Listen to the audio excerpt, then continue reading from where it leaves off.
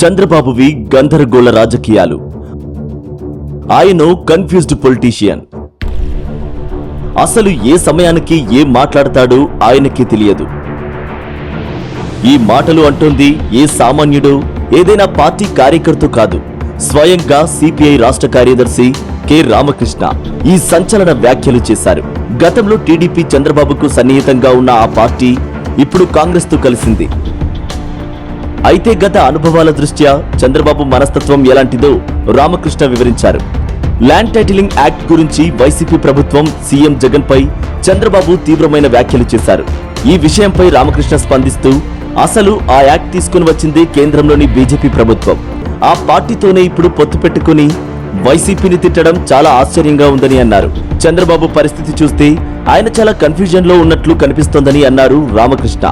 BJP మాతృ సంస్థ RSS రిజర్వేషన్లు రద్దు చేయాలని డిమాండ్ చేస్తోంది.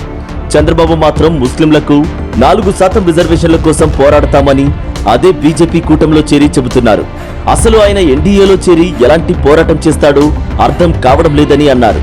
10 ఏళ్లుగా కేంద్రంలో అధికారంలో ఉన్న మోడీ ప్రభుత్వం ఏపీకి చేసింది ఏమీ లేదు.